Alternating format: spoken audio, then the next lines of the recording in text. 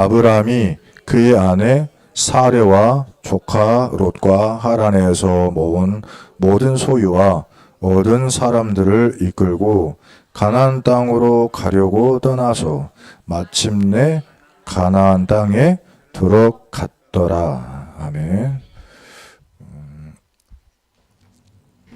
오늘은요, 하나님의 우리에게 주시는 그 말씀과 그 말씀을 누리는 그 응답에 대해서 좀 나누겠습니다. 그리고 그 대상은 아브라함을 이제 선택을 했습니다. 아브라함이 세운 것이 바로 말씀을 붙잡는 것을 세웠어요. 이제 이거를 옛날 같으면요, 이렇게도 표현을 하셨을 거예요. 옛날 같으면 이거를 말씀 캠프다, 이런 말 예전에 많이 썼잖아요. 때로는 막 이렇게도 하죠. 플랫폼이다.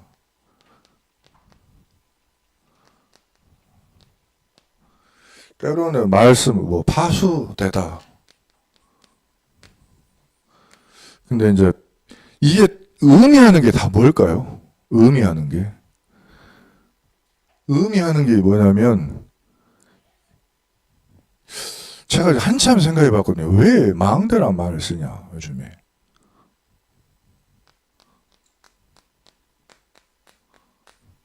이게 캠프란 말은 성경에는 없어요. 그잖아요. 플랫폼이란 말도 성경 책에는 없어요. 근데 의미는 알죠. 무슨 말인지.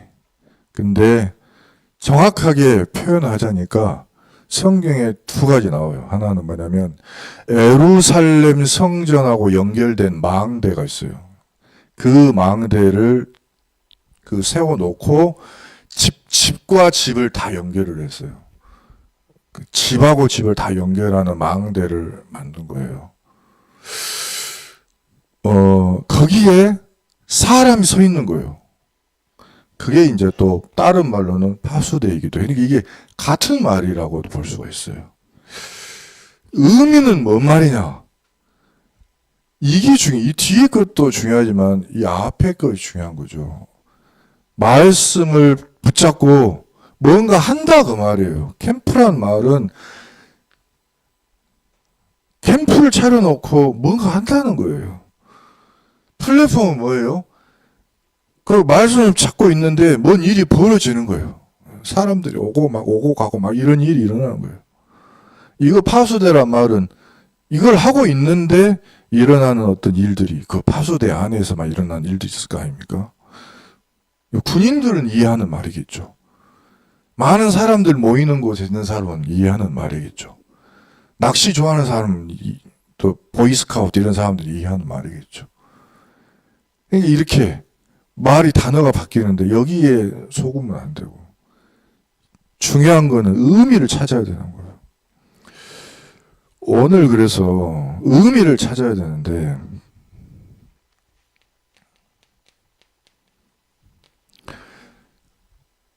바벨탑을 세운 거예요, 사람들이. 바벨탑이 어떻게 생겼을 것 같아요? 바벨탑이 어떤 모양일까요? 탑 모양이겠죠. 그죠? 탑을 세워놓고 뭘 하기로 했냐면 이 사람들이 캠프를 한 거예요. 모아놓고 우리끼리 뭐를 하자?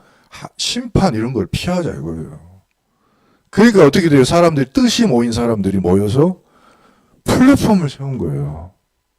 모인 거예요. 많은 사람들이 함께 했어요. 거기에서 우리 목숨을 지키자 이거예요. 그것을 우리 후대한테 가르치자 이거예요. 근데 그게 뭐죠?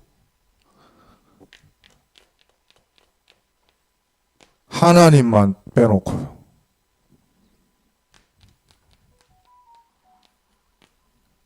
자기도 모르게 사탄이 준 것으로 우리들끼리 이거 완전히 멸망했어요. 이게 멸망한 거예요. 어떤 일이 일어났냐? 모든 사람들이 망했습니다. 망해가지고 언어가 흩어지고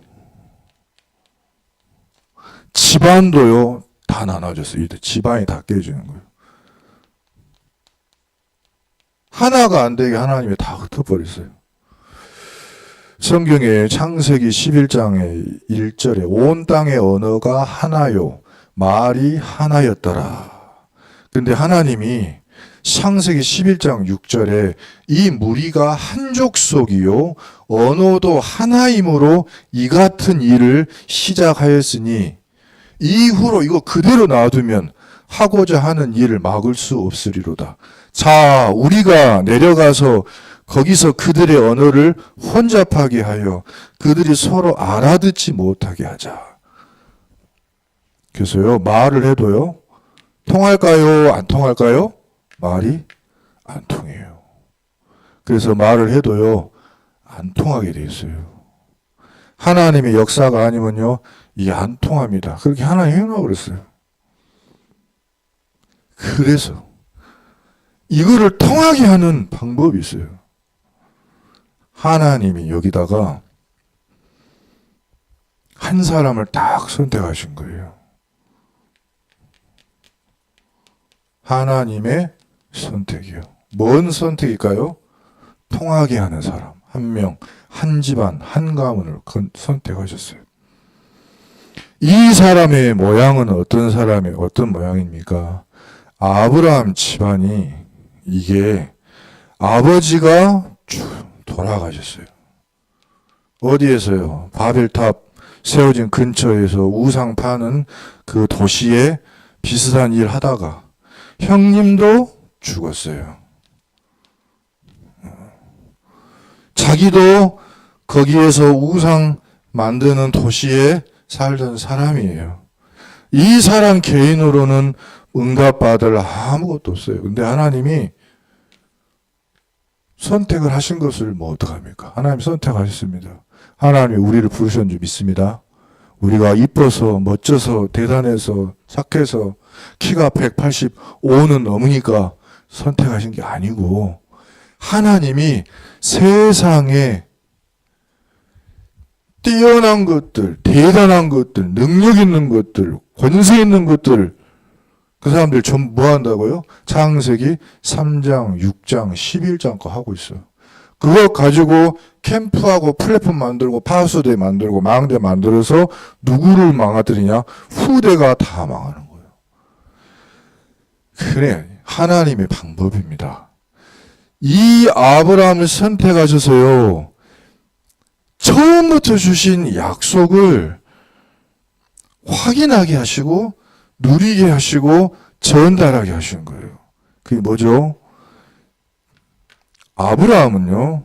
누가 뭐라 그래도 창세기 3장 15절의 언약을 가진 사람이에요. 여자의 후손을 보낼 땅으로 너 가라. 그 말입니다.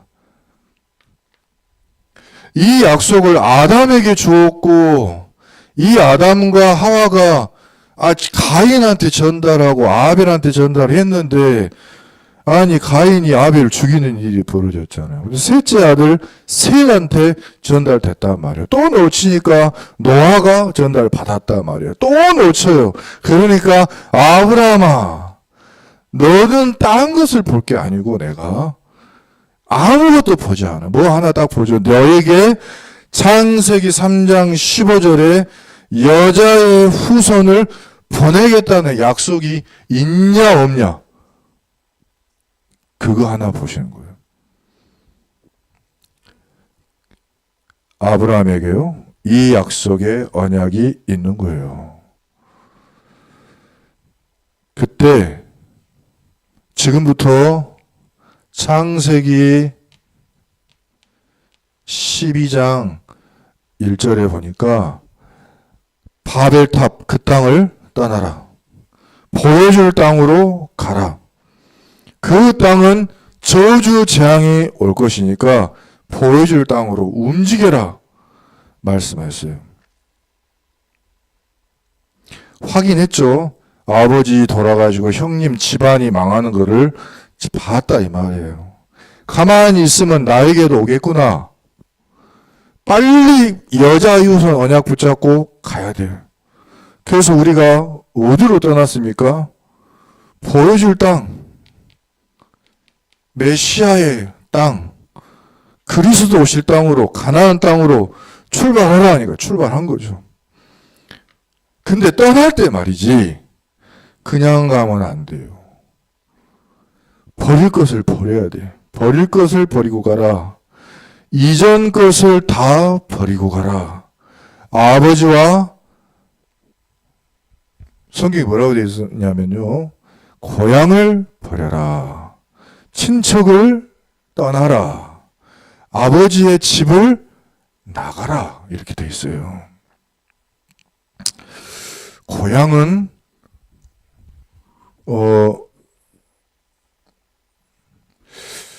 멸망받은 현장입니다. 친척은 아브라함이 의지하는 사람들입니다. 아버지의 집은 원래 살던 그 모습 그대로인 겁니다. 그러니까 갱신 없이도 그 집에 그대로 살 수 있잖아요. 예수 그리스도 믿고 세 가지를 떠나라 말이에요. 하나는 조용히 나도 모르게 하고 있는 우상 숭배를 떠나라. 뭐를 섬기고 있느냐? 그 다음에 하나님이 아닌 다른 의지하는 것을 떠나라. 그리고 그렇게 너는 왜 갱신이라고 하는 거는 안 하려고 하느냐? 멈춰 있으려고 하느냐를 떠나라. 세 가지. 이것을 시작을 아브라함이 어쨌든 한 거예요. 성경 보니까요. 이것을 그대로 설명한 게 갈라디아 2장 20절이에요. 바울이 베드로한테 부탁한 게 뭐였냐면 왜 당신은 유대인의 것을 못 버립니까? 당신은 왜 유대인의 율법을 지키려고 그렇게 합니까? 당신은 왜 할례를 받아야 된다고 합니까? 이거 아니에요. 버려야 돼요. 그거 그리스도가 다 끝냈어요. 그러면서 뭐라고 하냐?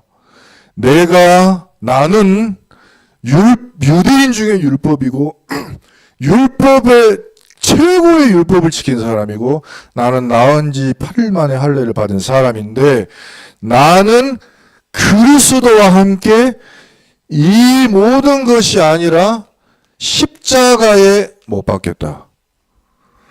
그런즉 이제는 이걸로 사는 게 아니라 오직 내 안에 그리스도께서 사시는 것이다.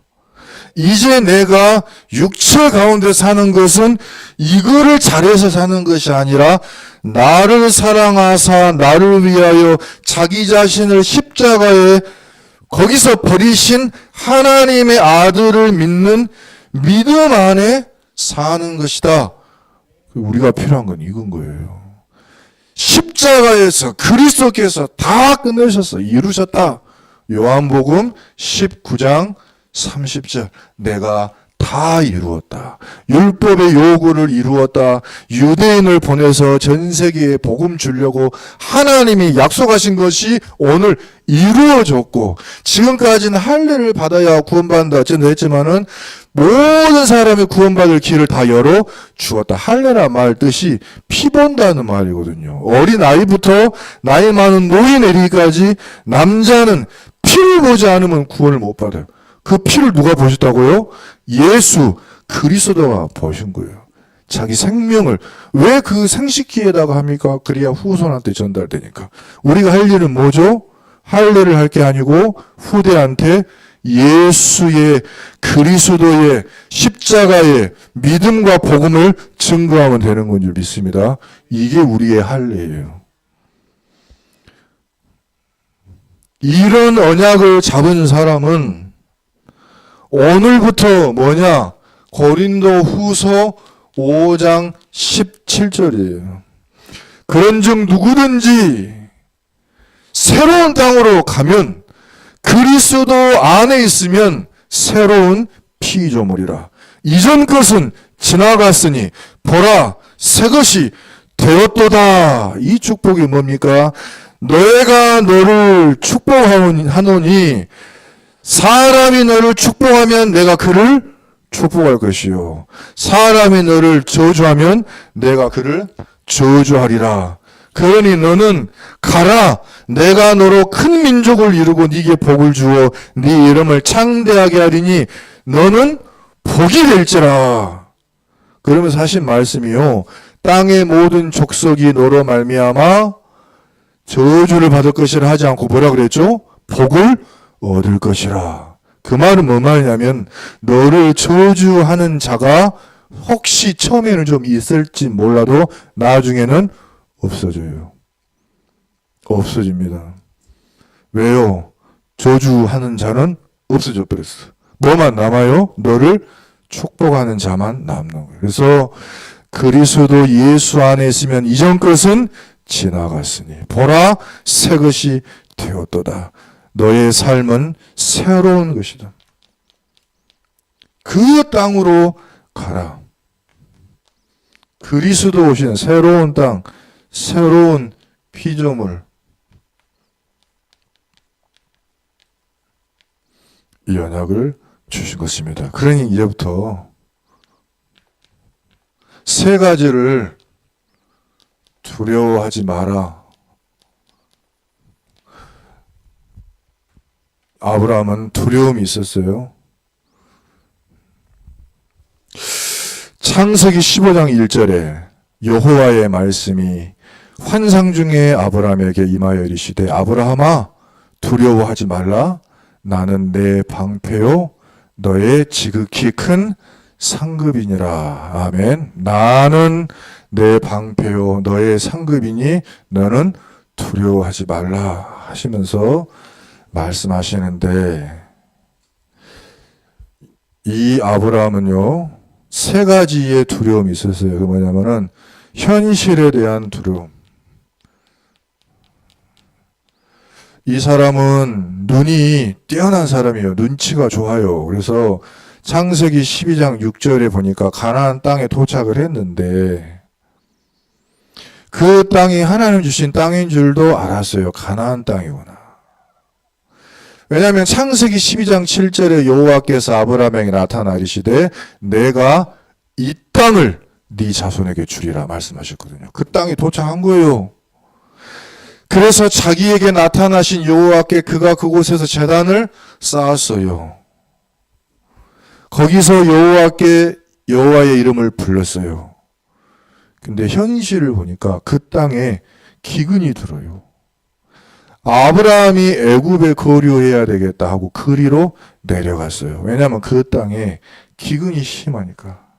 하나님의 말씀은 뭐냐면 현실이란 표현도 좋지만은 성경에는 이게 돼 있잖아요. 가뭄, 기근. 응답이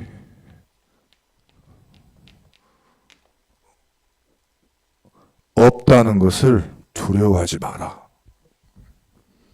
지금 응답 없어서 기근이 심하다는 것을 두려워하지 마라. 첫 번째. 그걸 두려워하면 어디 가게 돼요?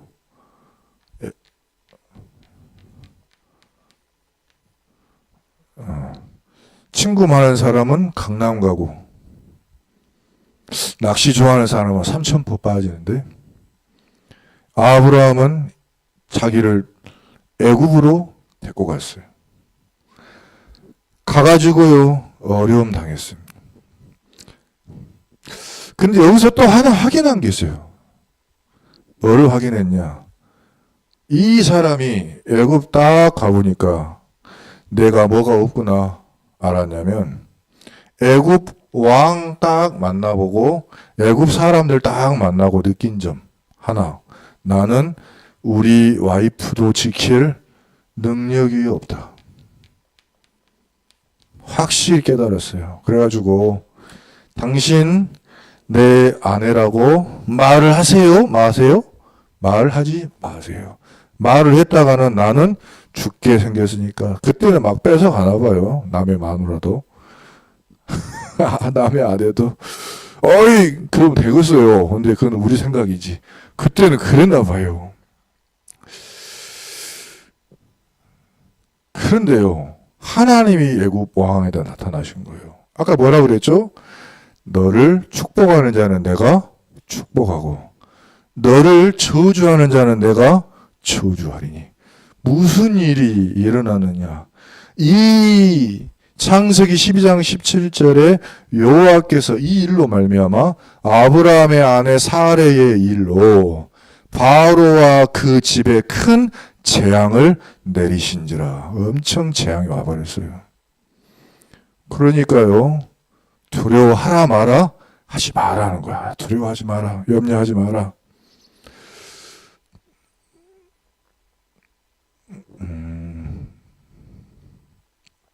이번 주 그 말씀에 참 재밌는 말씀을 들었는데, 뭐냐면 요셉이 감옥에 있는 거하고 꿈 해석 잘하는 거하고 애굽 왕이 꿈꾼 거하고 무슨 상관이냐. 이제 우리 생각에 어떻게 그게 연결이 되냐. 근데 하나님이 연결을 시키신 거예요. 하나님이. 그러니까 요셉은 감옥에 있는데 바로 왕은 왕궁에서 꿈을 꿨어요. 이게 뭔 상관이냐고요. 아무 상관이 없는 일이죠. 남인데. 근데 그 사이에 누가 계신다고요? 하나님이 계셔서 이게 연결이 되는 거예요. 그러면 한번 생각해 보는 거죠. 우리의 문제라고 하는 것은 거의 대부분 좀 사람, 관계 이런 거 많잖아요. 사람의 마음을 바꾸고 싶고 도와주고 싶은데 내 마음을 몰라줘. 그럼 내가 메시지나 전화나 이런 걸로 해도 표현이 안 돼요. 그죠? 근데 그 가운데 하나님이 역사하시면 된다는 거잖아요. 그래서 그거를 하나님을 말씀을 통해서 신뢰하라는 거예요. 시간과 공간을 초월하신 하나님께 그럼 진짜로 맡기는 거예요. 기대하는 거예요. 하나님이 하실 것을 바라보는 거예요. 그것을 하나님이 우리에게 말씀으로 보여주신 거예요. 요셉과 바로 왕을 통해서. 바로 왕이 제일 갈급한 일이 벌어졌는데 그거의 최고 전문가가 요셉인데 그 두 개를 연결하게 하신 것이 하나님이에요. 그 일이 일어날 때까지 15년 걸렸는데 그때까지 15년 기다릴 때까지 나름대로 힘들었겠죠. 하지만 완벽한 시간표예요. 15년 지난 뒤에 나이가 30살이에요. 바로 왕이 그 나라의 총리 세워야 되는 공무원의 법적 나이는 30살부터예요. 그때까지 기다리는 거예요. 완벽하게 응답하실 거니까 하나님과 우리와 그 일 사이에 하나님이 계신 것을 믿으라고 말해요. 완벽한 하나님의 계획을. 세 번째, 이 아브라함은 두려워하는 게 있었어요. 자식이 없는 거예요. 이게 뭐냐면은 나는 미래가 없는 사람인 것 같아. 미래가 보이지도 않는 것 같아. 이것이 두려웠습니다. 그랬는데 시브리서 11장 11절에 하나님의 약속을 받아가지고 약속받은 이 두 부부가 히브리서 11장 11절을 보니까 믿음으로 사라 자신도 나이가 많아 단산하였으나 잉태할 수 있는 힘을 얻었으니 이는 약속하신 일을 미쁘신 줄 알았음이라. 이러므로 죽은 자와 같은 한 사람으로 말미암아 하늘의 허다한 별과 또 해변의 무수한 모래와 같이 많은 후손이 생육하였느니라. 아멘. 이 사라가 나이가 많아가지고 90세가 됐는데 성경이 직접 말하기를 죽은 자 같은 한 사람, 그 한 사람으로 말미암아 하늘의 별과 해변의 모래 같은 수많은 후손이 생육하였더라. 그래서 이 부분도 우리는 하나님의 언약으로 붙잡는 거죠. 약속하신 이가 믿을만하고 우리를 기쁘시게 할 분임을 믿어요. 오늘도 하나님의 말씀 속에서 분명히 이야기했어요. 약하지, 그리고 천하지, 멸시받지, 없지. 그 단어를 우리가 썼습니까? 하나님이 쓰셨습니까? 하나님이 쓰셨잖아요. 근데 그 사람을 통해서 어떻게 하겠다고 그랬죠? 있는 사람, 높은 사람, 강한 사람, 힘 있는 사람을 깨닫게 하시려 합니다. 그들을 진짜로 하나님 알도록 하기 위함이다. 왜냐하면 그래야지 하나님의 위대하심으로만 이게 된다는 것을 알기 때문에. 오히려 없어야 돼. 이삭 한 명 나왔거든요. 근데 하늘의 별 같은, 바다의 모래 같은 응답을 받았습니다. 실제로요. 우리에게도 이 말씀을 주신 줄 믿습니다. 미래 안 보인다고, 이 세 가지 응답 안 보인다고, 능력이 없는 것 같다고, 미래가 안 보인다고 낙심하지 말자. 기근 다 통과하게 하셨고 왕이 굴복했고 하나님이 이삭을 주셨습니다. 우리 믿습니다. 자, 양보를 하고요. 다 내줘도 승리한다. 이게 아브라함을 통해 우리에게 주신 약속의 말씀이에요. 롯하고 경쟁을 할 수 없죠. 근데 그 롯이 경쟁을 하겠다고 하는 걸 어떻게 합니까? 자, 그래서 어떻게 했냐면은 경쟁하지 않고 너가 선택해라 라고 했을 때 이 롯이 선택을 했어요. 물이 넉넉한 땅을 선택했습니다. 그런데 거기가 나중에 소돔 고모라였어요. 나중에 알고 보니까 하나님은 아브라함에게 뭘 주셨죠? 네 고개를 들어서 남쪽과 북쪽과 동쪽과 서쪽을 바라보라. 그 땅을 다 네게 주리라. 아멘. 두 번째, 이 소돔 고모라 땅에 롯이 포로로 잡혀갔어요. 소돔 고모라 땅에 이 이상한 나라 사람들이 쳐들어와서 소돔과 고모라에 불 지르고 소돔과 고모라의 사람들을 끌고 갈 때 롯과 롯의 자녀들과 롯의 집과 롯의 모든 자산이 다 끌려갔어요. 아브라함은 요 동서남북에서 하나님의 복 받고 있을 때, 이때 아브라함이 그 전쟁에 쫓아가서 롯을 건져내고 전쟁에 승리했습니다. 그때 그 전쟁의 전리품을 받지 않았어요. 소돔 왕이 우리를 구해줘서 고맙다고 우리의 재산을 가져가시라 할 때 받지 않고요. 오히려 나는 당신이 준 그것으로 돈 많이 벌었다는 말 듣고 싶지 않다. 오히려 제사장한테 자기 재산 11조 드렸습니다.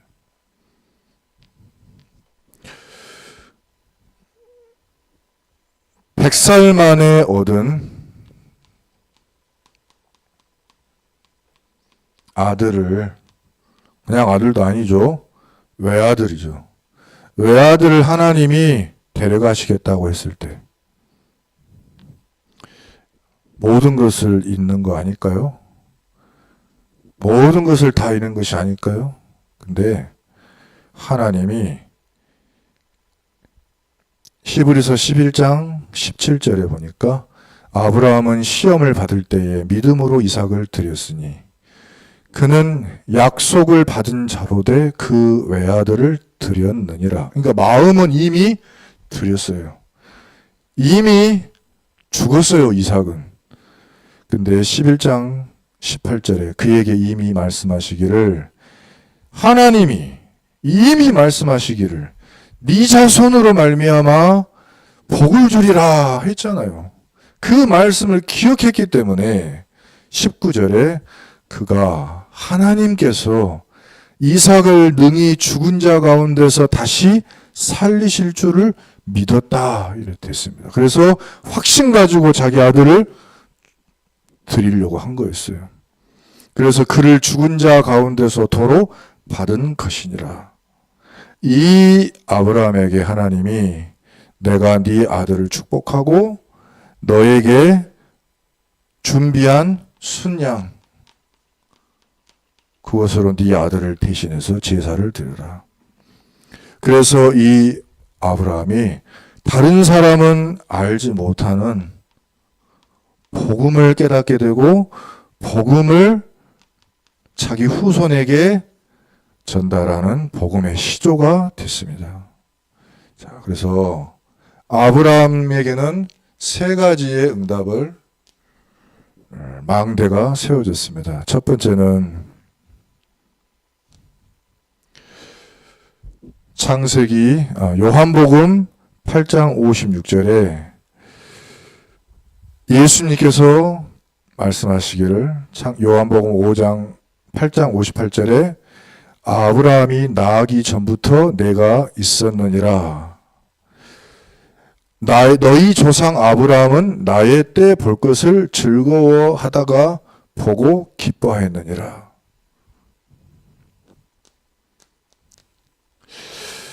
아브라함은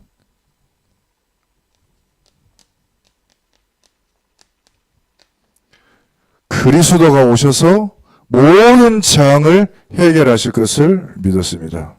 말씀을 붙잡고 모든 문제를 해결하시는 믿음을 선택했어요.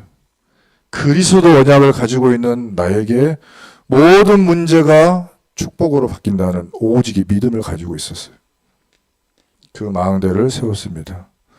두 번째는 이 아브라함은 응답이 없을 때도 응답이 없는 것처럼 하지 않았어요. 왜냐하면 창세기 18장 17절에 하나님이 이미 말씀을 주셨기 때문에 여호와께서 이르시되 내가 하려는 것을 아브라함에게 숨기겠느냐.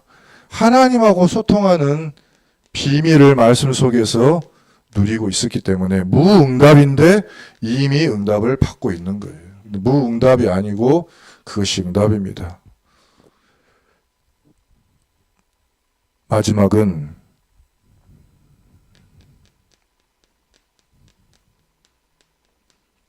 아브라함은 한 명일 뿐인데요. 그리스도가 오시는 이스라엘의 조상이 됐습니다. 그리고 세계복음화하는 시조가 됐습니다. 갈라디아 3장 29절에 너희가 그리스도의 것이면 곧 아브라함의 자손이요 약속대로 유업을 이을 자니라. 너희는 영적 아브라함의 자손이니라. 세계복음화의 시조가 되었습니다. 그래서 하나님은 믿음을 가진 우리를 유일성의 응답을 주실 수 있다.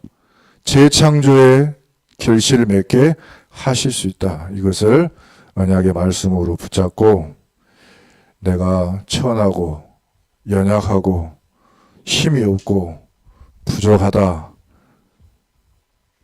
그것을 확실히 알면 알수록 오히려 더욱더 말씀의 망대를 세우는 은혜가 있기를 예수 그리스도 이름으로 축복합니다. 기도하겠습니다. 하나님이 주신 말씀에 언약을 붙잡고 아브라함이 세운 언약의 망대를 우리도 세우게 하여 주옵소서. 주신 말씀 이루실 것을 믿사오며 예수 그리스도 이름으로 기도드립니다. 아멘. 찬송가 325장 찬양 드리겠습니다.